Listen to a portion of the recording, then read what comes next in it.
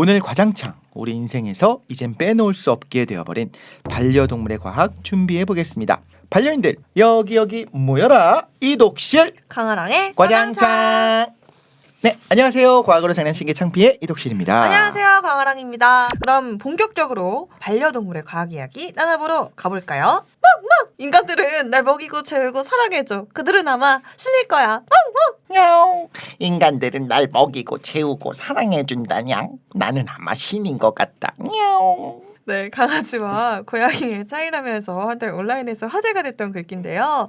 강아지는 주인에 대한 맹목적 사랑을 보이는 동물이다라고 표현하는 반면에 고양님을 모시기 위해서 집사들이 더욱 노력해야 한다. 도대체 강아지와 고양이가 어떻게 다르길래 이런 차이가 나타나는 걸까요? 이번 에피소드에 딱 맞는 분 13년째 집사로 활동을 중인 엑소님 나와주셨습니다. 어서 오세요. 안녕하세요. 또 나왔습니다. 아유, 어서 오십시오. 반갑습니다. 오늘 13년째. 이런 엑소님이 이 에피소드에 정말 딱 맞다라고 생각했던 이유가 이제 집사라서 반려동물에 대한 관심 그리고 과학적 분석은 당연히 잘 알고 잘 네. 하시겠지만 면역학 공부 또 이 부분이 전공입니다. 그쵸. 그래서 근데 이제 이런 얘기를 저도 많이 들었고 저도 좀 사실 상담을 받고 싶은데 반려동물 키우고 싶은데 알레르기가 너무 심합니다. 네. 그런 분들이 많이 있어요. 그래서 정말 이걸 의학적 과학적으로 풀어주실 수 있는 분은 다른 분이 없다. 다른 분밖에 없다. 다른 분이어야 된다. 사실 저도 좀 생각을 해봤는데 고양이를 키우면서 과학 커뮤니케이터이면서 네. 면역학을 전공하고 오. 뭐 그러한 교집합은 나밖에 없지 않나. 말도 좀 잘해야 되고 말은 그렇죠. 외모도 뭐. 좀 좋아요. 교육도 괜찮아야 되고 보이는 감사합니다. 라디오거든요. 내가 됩니다. 오늘 반려동물의 과학 진짜 기대가 되는데 그 앞서 아랑님이 오프닝에서 말씀해주신 게 좀 저도 재미있게 예전에 들었었는데 사실 이제 인간을 대하는 태도가 나의 신인가 보다 혹은 내가 신인가 보다 이렇게 완전 반대잖아요. 맞아요. 요것도 과학적으로 왜 그런지를 분석할 수 있겠죠. 완전 과학이죠. 그래서 강아지들의 유전자를 싹 검사를 해봤는데 중요한 것은 비교 대상이 있어야 되지 않습니까? 그쵸. 그러면은 강아지랑 가장 가까운 종을 비교 대상으로 놓으면 되겠죠. 네. 가장 가까운 종 뭐가 있을까요? 늑대? 늑대. 역시 가장 가까운 늑대가 회색 늑대라 그러는데 회색 늑대의 종명이 캐니스 루푸스라고 불리거든요. 그럼 강아지는 종명이 뭔지 아세요? 강아지 종명 뭘까? 강아지 종명은 똑같아요. 회색 늑대랑. 오? 캐니스 진짜? 루푸스예요. 똑같다는 거네요. 그런데 강아지만 특이하게 아종명으로 캐니스 루푸스에서 페밀리어리스라는 아종의 명이 더 들어가요. 페밀리얼 뭡니까? 패밀리얼, 가족. 맞아, 가족의 친근한 뭐 이런 뜻이잖아요. 점점 이제 진화를 통해서 지금의 페밀리어리스 강아지가 된 거죠. 그 중에서도 결국에는 그 회색 늑대랑 지금의 강아지의 유전자를 쫙 검사해 보니까 네. 독특하게 다른 유전자 하나를 또 발견했거든요. 이 유전자가 GTF2I라는 유전자인데 이 유전자에 돌연변이가 생기면은 사교성이 극도로 올라가는 거예요. 늑대는 이 GTF2I 유전자의 돌연변이가 하나도 없어요. 하나도 없어요. 네, 점점 진화를 거쳐서 캐니스 루푸스에서 캐니스 루푸스 페밀리어리스 우리 오늘날의 강아지가 될 수 있었다라는 거죠. 근데 고양이는 그 유전자가 없지 않을까 싶은데요. 실제로 찾아보니까 고양이도 있긴 해요. 근데 돌연변이가 안 일어났을 가능성이 높겠죠. 뭐 일단 고양이의 가장 대표적인 특징 자체가 자기가 신이라고 생각을 하니까 도도하니까 아직 밝혀내지 못한 유전자도 많고 또 이런 성격에 관계되는 많은 호르몬들이 있어요. 대표적으로 밝혀진 호르몬 중 하나가 옥시토신인데 실제로 이 옥시토신은 유대감을 만들어주는 호르몬으로도 잘 알려져 있어요. 예를 들어서 엄청 오래 잘 사귀는 연인이나 너무 부부 사이가 좋은 부부라던가 이런 분들은 물어봐도 설레는 게 없어도 너무 사이가 좋거든요. 그치. 근데 이게 강아지나 고양이들한테도 작용을 실제로 하는 거고 같이 뭔가 이렇게 놀아준 후에 혈중의 옥시토신 농도를 측정했더니 네. 강아지가 고양이보다 5배나 높아요. 옥시토신 농도가. 우와. 그래서 결국 이 유대감 호르몬이 더 많이 나오고 더 민감하니까 강아지들이 사람들 앞에서 더 막 애교도 많이 부리고 더 사회성도 좋고 상대적으로 고양이는 호르몬 농도가 낮대요. 그래서 뭐 고양이들은 대체적으로 도도하긴 하지만 개냥이라 불리죠. 그쵸. 애교 많은 고양이들은 그래도 상대적으로 호르몬 수치가 높다고 높아요? 하더라고요. 그럴 수 있죠. 모든 건 과학이고 이런 작은 원자 분자들 수준에서도 설명이 가능하다. 진짜 과학적이다. 그러니까요. 이런 것도 궁금한데요. 과거 인간이 동물과 함께 산다는 게 지금과 같은 반려, 가족의 개념이 아니라 서로 윈윈하는 대목이 있어야 한다. 그치. 기브앤테이크가 확실히 있어야 공존이 가능하다라고 배웠거든요. 네. 강아지 뭐 개는 짖어서 짐승을 쫓아낸다거나 중세 시대에는 개들이 집안에서 소나 말을 대신하는 경우도 있었다고 합니다. 고양이는 뭐 글쎄요, 이거 뭐 인간이 시키는 걸 할 수도 없고 그렇다고 네. 뭐 짖을 수도 없고 어떻게 인간과 함께하게 됐을까요? 그 모든 걸 뛰어넘는 게 있잖아요. 쥐잡기? 귀엽잖아요. 아 귀엽다.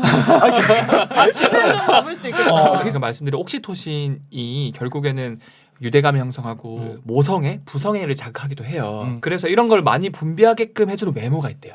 대표적인 외모가 아랑님 외모. 저요? 마랑님? 동글동글하고 뭔가 귀엽고 나네? 눈도 아니 좀 띄워줬으면 겸손할 줄 알아야지 아랑아. 나네? 이렇게 얘기하는데 몸 나야? 보여봐.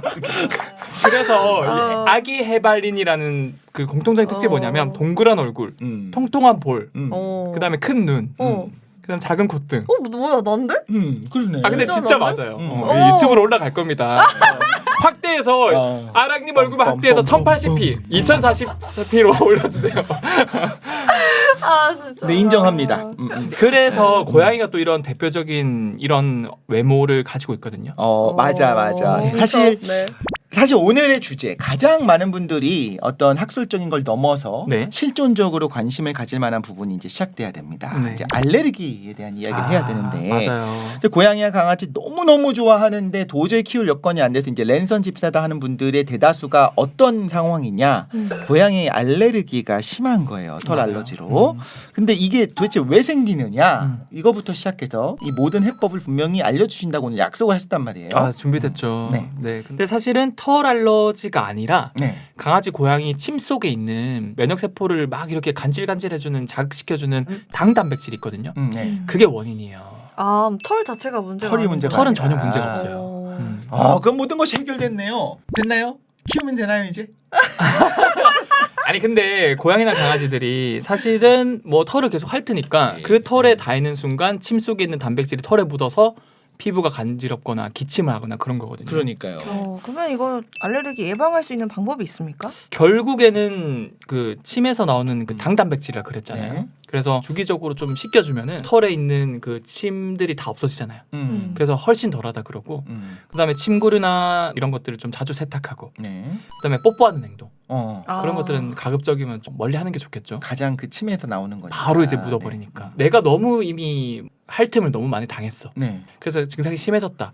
근데 이거를 유발하는 인자들도 너무 많지만 명확하게 밝혀진 두 가지가 프로스타글란딘이랑 히스타민이라는 게 있거든요. 근데 그런 것들을 억제시켜주는 약은 시중에 많이 팔아요.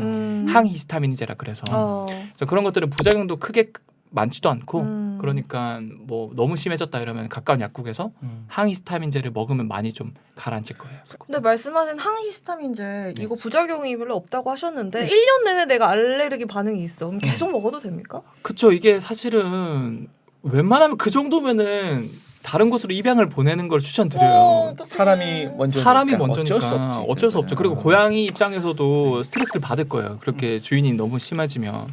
그래서 이게 항히스타민제 자체가 부작용이 거의 없긴 하지만 네. 항히스타민제 자체가 히스타민의 대표적인 효과 중에 하나가 또 소화 운동을 많이 시켜주거든요. 네. 계속 장기적으로 복용하면은 좀 변비가 생기거나 소화불량이 생기거나 계속 장운동이 저해될 수 저해되니까. 있다는 거군요. 우리 살다 보면 이런 말 많이 하잖아요. 야, 일도 고되지만 그것보다 사람 때문에 힘들어 죽겠다. 삶에 지치고 힘들 때 그 누구보다 우리 곁에서 무조건적이고 변하지 않는 사랑으로 따스한 위로를 건네는 반려동물들. 그 속에 숨은 과학 이야기 한번 해봤는데요. 네, 시간이 너무 금방 갔죠. 아직 궁금한 게 많은데 여기서 끝내야 하는 게 너무 아쉽습니다. 다음 시즌에 또 할 수 있을까요? 너무 진짜 이거 재밌지 않나요? 너무 이거는 재밌었어요 오늘. 과장창의 어떤 우리 구독자들뿐만 아니라 정말 많은 분들이 그냥 한번 들으셨으면 네. 좋겠다. 엑소님도 또 다음에 하시게 되면 또 오실 거죠? 또? 저는 뭐 과장창은 고향과 같은 곳이라서 고향. 고양이 같은 고양이다. 곳이라서 또 갈 고향. 라인 좋죠? 네, 자, 오늘 여기까지 해보도록 하고요. 네. 자, 그럼 다 같이 인사할까요? 네. 대한민국 모두가 과학으로 장난치는 그날까지 과장창 화이팅!